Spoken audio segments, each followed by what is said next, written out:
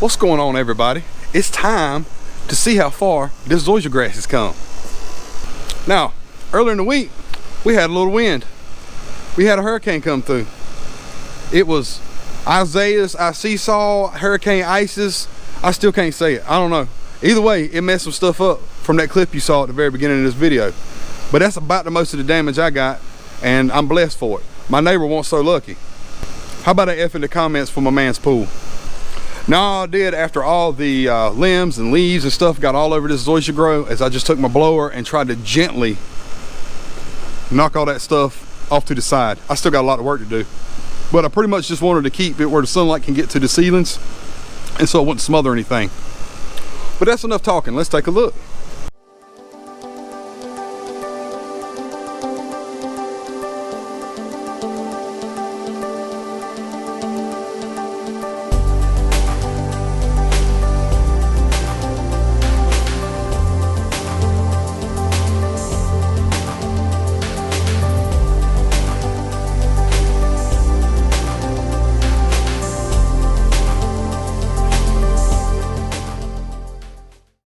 To be honest with you, I don't think that's too bad for 2 weeks worth. Zoysia is a very slow grower. Now let's take a look at some issues I had. I don't know if this is showing up in the video or not, but as you can see right there, there's a spot where those R-van nozzles blew out some of the seed.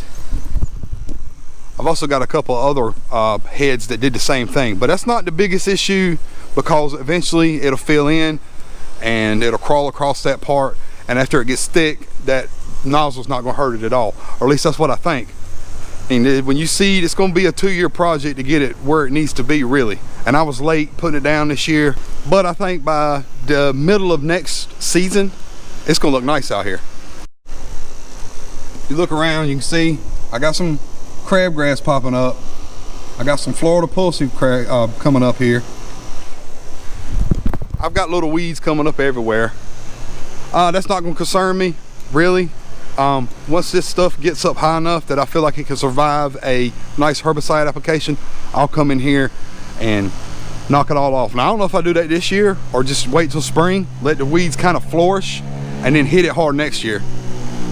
I might add, the only thing I've done to this since the last of that video when I put down the seed, is I put down a light coat. It's like 3 pounds a thousand of a fertilizer called Xsoil. It has a lot of phosphorus in it. I spoke with somebody who's a professional guy, and he said something to the effect of, sometimes the soil test, they showed it as high in phosphorus, but sometimes it's not always plant available, and as a precaution, just go ahead and put down a nice light coat of that. That's what I did. And it seems to be the general consensus is it's better to have a little too much of a nutrient than not enough of a nutrient. That's enough about that. Let's get to the meat and potatoes of this video. Let's talk about what I'm going to do to help this soil out, support this zoysia. When you get a soil test done, there's going to be a number on it, and it's labeled CEC. That stands for cation exchange capacity. That is a measurement of how sandy or how much clay is in the soil. The lower the number, the sandier it is, the harder it is for that soil to hold on to water and nutrients. The higher that number is, the more clay content it has in it, and it's easier for it to hold on to nutrients and water. The advantage of having a low CEC soil is that it drains well, whereas if you get on the other end of it, it doesn't drain well and it runs off. So you want to try to find it in the middle. So if you're like me and you have a low CEC soil, you want to try to increase it some. Now, ever since I started talking about doing this project behind me, I've heard people come up and say, oh man, you got to get some black dirt. Oh, that sand ain't gonna support nothing. You got to get some black dirt, topsoil, black dirt. There's some problems with black dirt. There's some problems with topsoil. First of all, you don't know where it came from. You don't know what kind of weed seeds it's got in it. You can see I already got problems with weeds, but that's the devil I know. I know I can handle what's here. Well, if it brings in something like Dallas grass or some other kind of nasty weed that you don't know, it's one of the downsides of using topsoil. So back in the day, That was really the only way to increase your CEC, was to put a big coat, or put a whole lot of topsoil across the sandy yard and take a tiller and kind of till it in to increase your organic matter and your CEC numbers and make it hold water a little bit better. But there's alternatives to that today. And the best part of this alternative is you don't have to involve dump trucks. You don't have to involve wheelbarrows, shovels. You don't have to sweat to death. It's something you can throw down very quickly.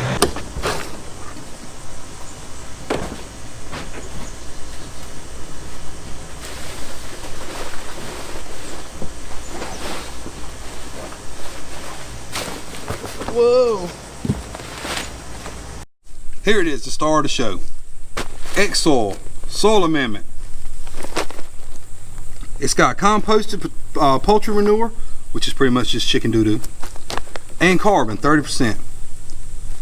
This product is intended to improve the texture of soil, add organic matter, and increase retention of water in soil. That sounds familiar, don't it? Ain't that exactly why people put black dirt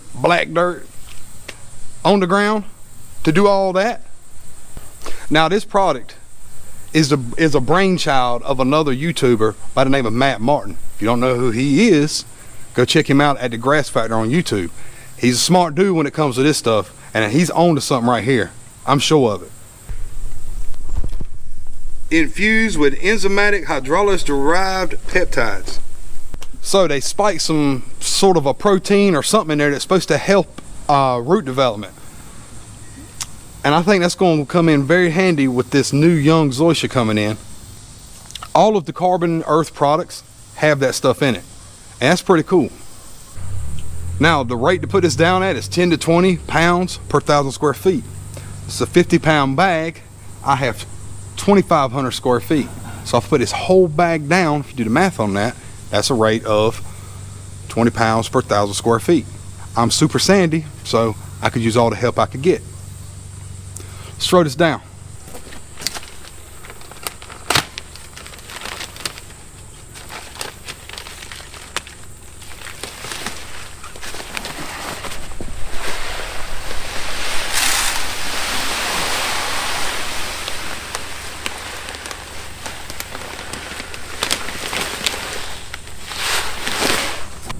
Now 20 pounds per 1,000 square foot, that's a pretty heavy application. So pretty much I'm gonna take this spreader right here and gank it wide open and just try to get a nice even coat across the whole area that I'm trying to help the soil out in.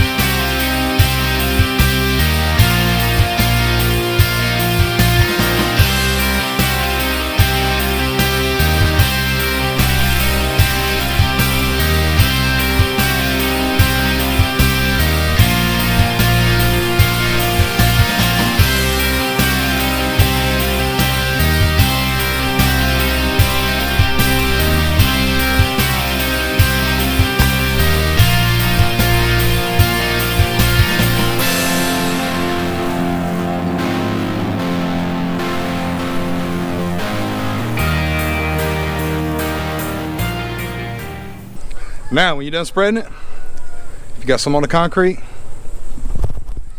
like I did right there, I made a mess. I'm gonna take a blower, blow it back in there. It says it right on the bag. And I think that's to keep it from staining. It's got some stuff in there to stain the concrete if it gets wet on the concrete. I mean, none of it matters, look at that. But I'm gonna do it anyway. You should too. If you use this stuff, blow it back in there.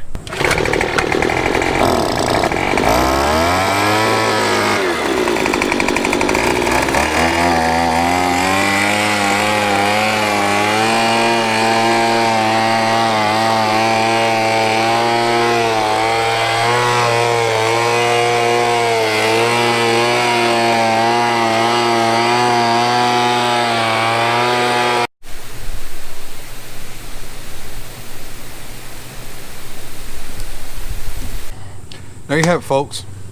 I just put down a whole bunch of organic matter and a whole bunch of CEC increasing carbon and some of those cool peptides that I don't quite understand. And I did it in like 20 minutes. And I would say I didn't break a sweat. I broke a sweat. It's hot.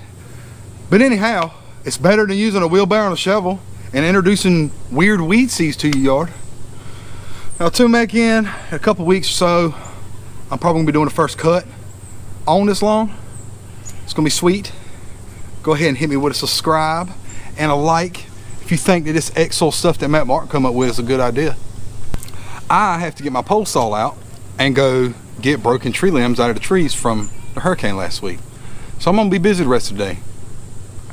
Thanks for watching to the end. Come back and see me.